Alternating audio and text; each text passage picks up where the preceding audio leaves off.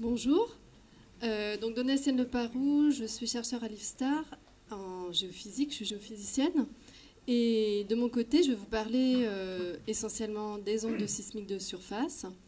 Alors, j'ai trouvé particulièrement intéressantes les différentes présentations précédentes, et notamment qui montrent comment la combinaison des différentes informations, qu'elles soient multiméthodes en géophysique ou qu'elles soient à la fois géophysique et géotechnique, permettent évidemment de converger vers une interprétation plus fine et pertinente vis-à-vis des questions posées.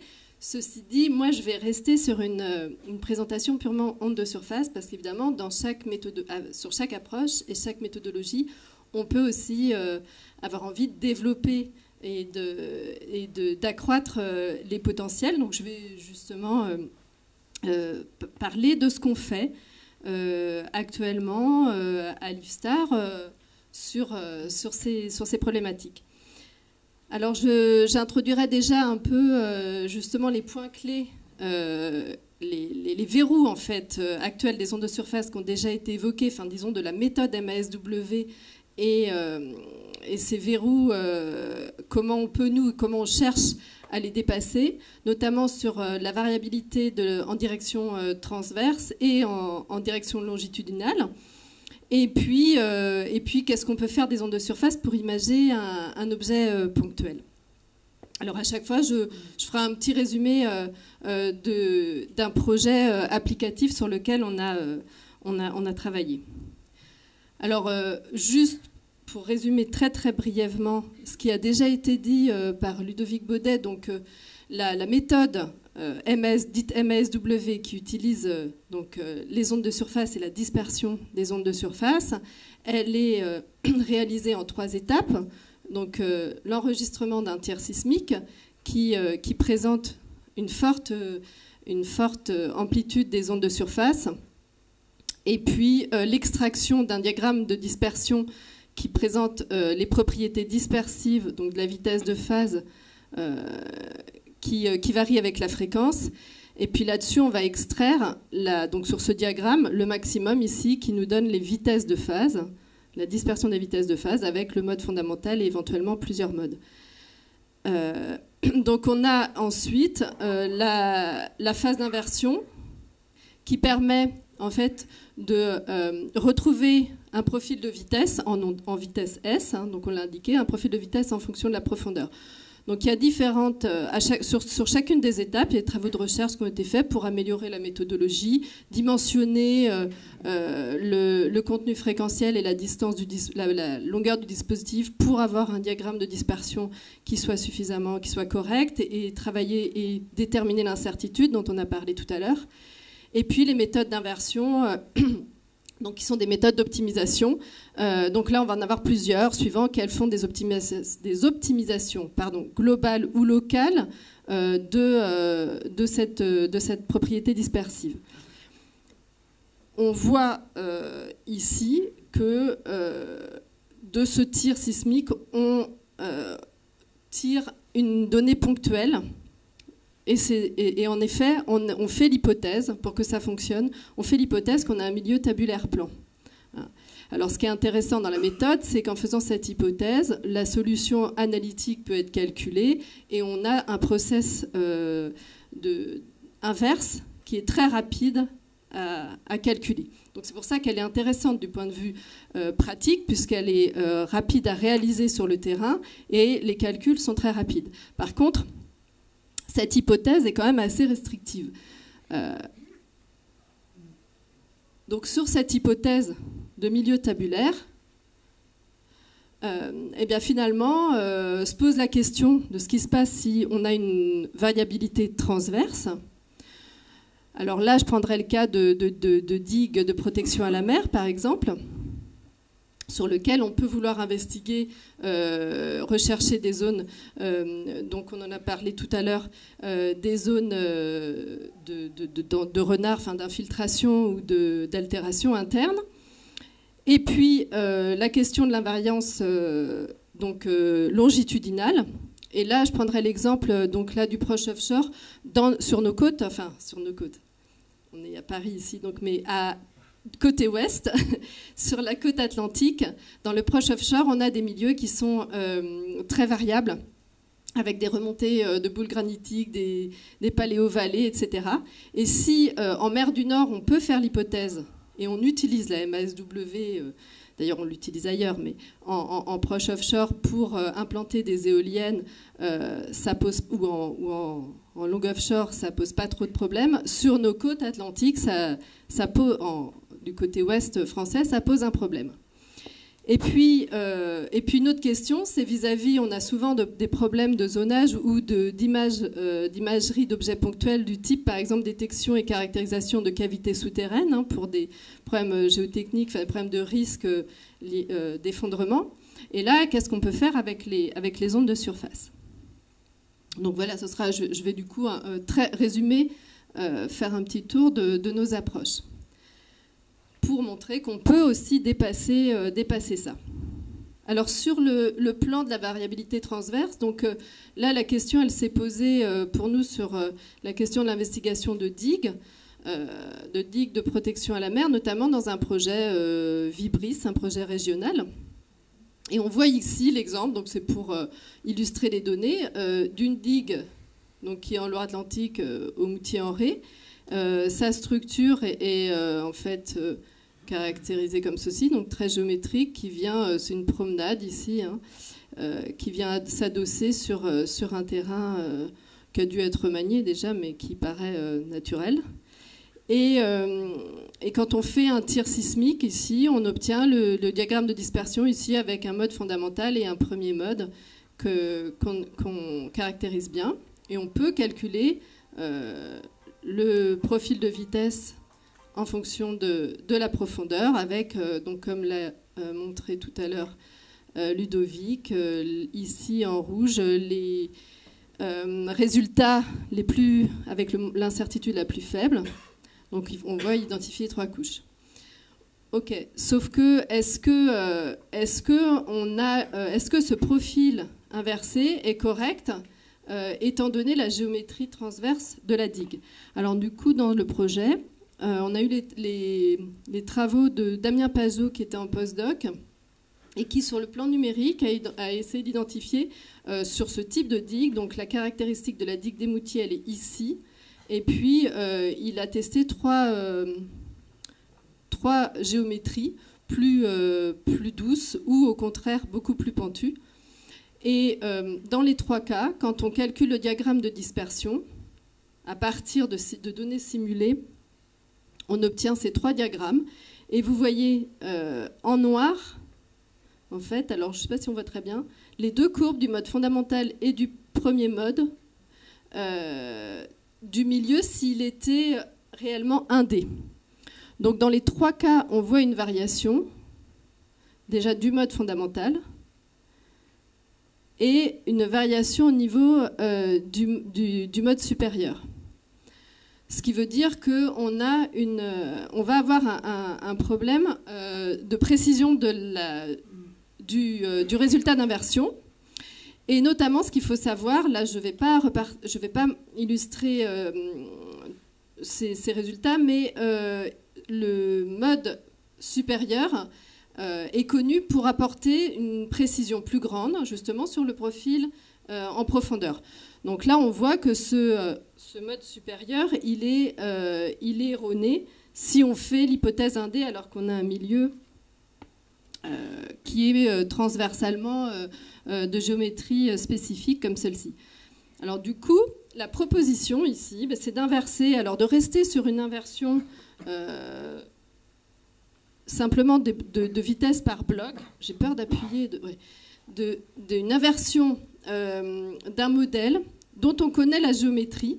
Donc ça veut dire que le problème direct sous-jacent, on le calcule, alors ici avec des méthodes aux éléments spectraux. Donc on maille de façon fine le modèle avec une géométrie parfaitement connue, puisque ça on peut la connaître. Et puis on inverse ensuite les vitesses dans les différentes parties, mais également la profondeur des interfaces. Et on voit, alors je ne sais pas si vous voyez bien, sont indiquées ici en bleu la vitesse du modèle vrai et les profondeurs. en rouge celles qui étaient indiquées quand on faisait l'hypothèse d'un milieu 1D, et en vert les résultats d'inversion qui sont donc beaucoup plus proches. Donc je ne sais pas si vous le voyez, là on est, par exemple, on a, alors parce que moi-même, ici par exemple on a 400, 420, si on a 420 mètres par seconde si on est en milieu tabulaire, l'hypothèse du milieu tabulaire, et on se rapproche des 400 si on est à nouveau à 400 si on est en milieu, si on tient bien compte de la géométrie.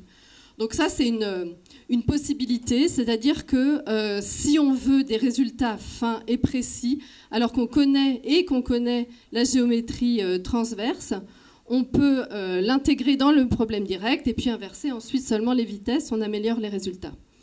Alors sur cette problématique, il faudra là maintenant justement s'appuyer sur les données de départ pour pouvoir les valider sur le terrain. Là, je donne les résultats qui sont des résultats actuels et qui sont finalement numériques, mais s'appuyant sur des données et une problématique applicative avec les ordres de grandeur réellement des mesures qui ont été faites.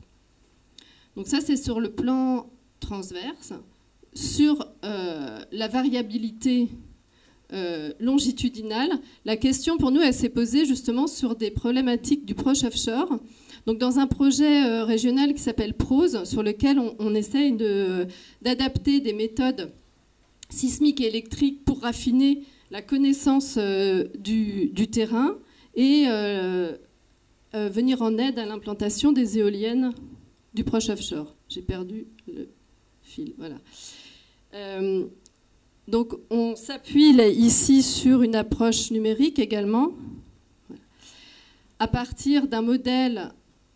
Alors ce modèle-là, on l'a créé à partir de publications faites sur l'embouchure de la Vilaine, à partir de sismiques marines qui ont pu être faites. On a une variabilité 2D et on vient positionner ici les récepteurs. Et on va seulement faire un tir, enfin en fait on fait 3 tirs, deux tirs en bout et un tir au milieu. Et avec seulement ces 3 tirs et l'ensemble des géophones et les mesures en ondes de surface, le calcul des diagrammes de dispersion sur ces 3 positions, on va retrouver une variabilité spatiale du milieu, alors une variabilité douce, mais une variabilité quand même spatiale du milieu au niveau du résultat inverse. Alors pour ça, la proposition, c'est d'échantillonner le milieu de façon grossière, c'est-à-dire qu'on a 2 grilles. On peut pas, si on commence à échantillonner de façon fine le milieu, comme on l'a fait pour les digues, et inverser l'ensemble des points, on aura des temps de calcul beaucoup trop longs. Donc ce qu'on fait, c'est qu'on échantillonne le milieu de façon très grossière. Donc là, on a 46 positions sur le milieu, vous voyez, qui fait 150, un peu moins de 150 mètres de long. Sur ces 46 positions, en fait, on va inverser à la fois, on va découper en blocs avec un raffinement spatial en surface et des mailles beaucoup plus grosses en profondeur, liées à la longueur d'onde, qui se propagent quand on enregistre les ondes de surface. Et on va inverser à la fois la position d'un élément dans la grille et la vitesse S à partir des ondes de surface.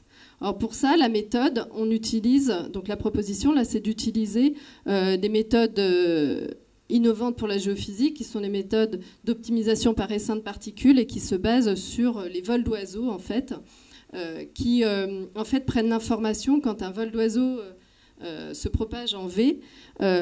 L'information sur la direction de propagation et donc le positionnement de chaque oiseau, il est fait à la fois à partir d'informations de l'individu, que l'individu prend sur sa position actuelle, et l'information du groupe. Donc on a à la fois une information qu'on dit cognitive quand elle est liée à l'individu, et à la fois une information sociale qui est due au groupe. Donc on va utiliser ces 2 critères, c'est-à-dire que quand on va inverser, on va inversé. Alors au départ, on fait un jet de particules, on va dire, on les envoie de façon aléatoire dans le modèle des paramètres, donc sur les vitesses VS. Et puis ensuite, pour raffiner le modèle VS et fitter au mieux le diagramme de dispersion, on va s'appuyer sur l'historique des résultats, à la fois sur l'historique des résultats de la particule elle-même et l'historique des résultats des voisins. Donc voilà sommairement l'idée. Je disais aussi, j'ai parlé d'ajustement du diagramme de dispersion, parce que là, l'idée ici, c'est aussi d'inverser non pas que la courbe de dispersion, mais le diagramme de dispersion. Donc on évite l'extraction du mode fondamental ou du premier mode, et on inverse l'ensemble du diagramme de dispersion. Donc dans cette procédure itérative qui est indiquée ici, on va donc, de façon aléatoire, générer un premier modèle de façon aléatoire, calculer les diagrammes de dispersion pour juste 3 positions, après avoir rééchantillonné le modèle, calculer un misfit donc entre les diagrammes de dispersion et faire évoluer le modèle en fonction de la valeur du misfit et donc sur des critères à la fois cognitifs et sociaux. Ici, le critère d'arrêt, c'est un nombre d'itérations. On peut voir ici l'adéquation des courbes du résultat. Donc les courbes douces, ce sont le résultat, puisqu'on obtient un modèle qui est doux. Et les courbes ici en marge d'escalier, c'est le modèle vrai. Donc on voit qu'on a réussi sur les 3 positions qui sont des positions échantillonnées ici. On voit qu'on arrive à retrouver la variation, la variabilité du modèle. Alors bien sûr, donc ça, l'idée, c'était vraiment de travailler sur la méthodologie. Donc on est obligé de commencer par travailler sur la méthodologie sur le plan numérique. Mais évidemment, l'idée ensuite, c'est d'aller vers l'expérimental. Donc nous, on a fait nos premières mesures récemment. On les peaufine pour avoir des données plus précises sur le diagramme de dispersion. Donc ça, ce sont des travaux en cours. On a également, évidemment, au laboratoire, je le montrerai tout à l'heure, la possibilité, et c'est ce qu'on fera également sur ce sujet-là, de travailler sur des modélisations expérimentales à échelle réduite, comme intermédiaire entre les données numériques et les données de terrain.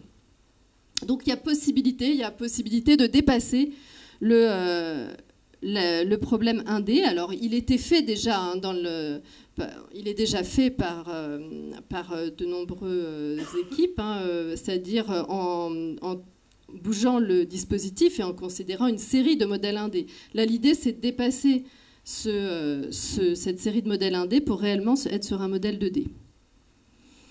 Alors ensuite, sur l'aspect d'imagerie d'objets ponctuels, donc il y a plusieurs, alors c'est pareil, il y a plusieurs équipes qui travaillent sur le sujet, sur le plan international, et plusieurs propositions. A priori, l'idée, c'est de travailler sur la diffraction. Par exemple, si on est sur le cas là, des cavités souterraines, on peut se dire que si on a la diffraction, on va pouvoir remonter à l'objet. Le problème sur les ondes de surface, c'est qu'on a une résolution qui est très faible par rapport à la position, par rapport à un objet très ponctuel, et on a du mal à identifier la diffraction de façon fine. Alors, dans la thèse de Céline Philippi, qui a soutenu en janvier, on a essayé de regarder ça de façon fine, et notamment quelle est la réponse d'une cavité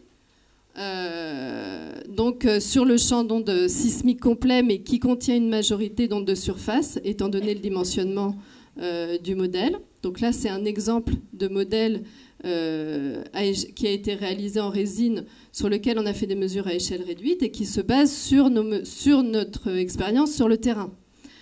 Alors, donc ça, c'est un modèle qu'on avait réalisé à la base, d'ailleurs, dans une étude avec Soldata Géophysique, et sur lequel on avait déjà fait une première analyse. Et là, on a été un peu plus loin, puisqu'avec l'interféromètre qu'on a, on peut enregistrer à la fois la composante verticale et la composante horizontale. Et si on regarde la réponse de la cavité, sur le champ d'onde sismique, on voit une signature de la diffraction qui est très différente sur le plan de la composante verticale par rapport à la composante horizontale, avec notamment une information qui paraît beaucoup plus forte sur la composante horizontale. Par contre, ce champ diffracté, il est complètement mêlé et il interfère avec le champ direct. Et on a en fait des phénomènes ici d'interférence en champ proche qui rendent le problème non linéaire et complexe. Et l'imagerie simple du type migration, ce qui se fait en sismique réflexion, ne peut pas être utilisée, ou elle est des fois utilisée, mais elle donne des résultats erronés et peu robustes et peu précis. Donc l'idée, là, c'était de regarder une observable complètement différente. On s'est dit, mais finalement, si la réponse est différente sur la composante verticale et la composante horizontale, en regardant comment se passe justement l'association des deux, et notamment, ici on verra, c'est le rapport H sur V. Le rapport H sur V, il décrit l'ellipticité du mouvement particulier. Pour l'onde de surface, il est elliptique en milieu tabulaire plan ou en milieu homogène. Et on voit, alors ça, ce sont des ellipses qui sont extraites le long du profil, et on voit en effet qu'une hétérogénéité du type cavité va perturber l'ellipticité de l'onde de surface. Et si on la caractérise en termes, on la quantifie en termes de rapport H sur V, donc on fait le rapport de l'amplitude de la composante horizontale et de la composante verticale, on voit une anomalie au droit de la cavité. La cavité étant représentée ici, les bords de la cavité par les deux droites pointillées. Donc on voit déjà que l'anomalie n'est pas centrée, comme la diffraction d'ailleurs n'était pas centrée. Et on voit également que cette anomalie, elle va varier, elle va avoir une information en fonction de la profondeur de la cavité, la relation de la profondeur de la cavité à la longueur d'onde. Donc là, ce sont les tests qui ont été faits à une fréquence, à la fréquence centrale sur le banc de mesure, alors que là, ce sont des résultats numériques. Et donc l'idée dans la thèse de Céline Philippi, c'est d'utiliser cette information-là du rapport H sur V en relation avec la longueur d'onde pour remonter à une information donc déjà de présence de la cavité, mais aussi de profondeur de la cavité. Donc ça, ce sont moi je vais arrêter là sur l'information qu'on a analysée. Dans sa thèse, elle a été plus loin, et puis je vous invite à aller voir son manuscrit de thèse. Ça, par contre, ça c'est publié. Donc j'ai mis à chaque fois les références, parce que je suis allée finalement j'ai été assez rapide sur chaque point. L'idée, c'est que finalement, quand on a un tir sismique, on a toute une gamme de fréquences. Donc, quand on a un tir sismique, on a une gamme de longueur d'onde, une gamme de fréquences assez grande. Donc, pour une cavité donnée, un rapport de la profondeur à la longueur d'onde qui va être déjà divers et qui va nous permettre de converger vers une information. Donc là, dans sa thèse, elle a commencé à faire les tests fonctionnent sur le modèle réduit, et elle a fait plusieurs tests sur le terrain. Donc c'était une thèse avec le BRGM. Et certains terrains ont été concluants, d'autres restent encore génèrent des données peu robustes et pas assez robustes sur la composante horizontale. On est encore en train de nettoyer tout ça pour pouvoir aller vraiment vers une information suffisamment robuste. Donc voilà, donc c'était pour un peu présenter ce qu'on peut aussi continuer à...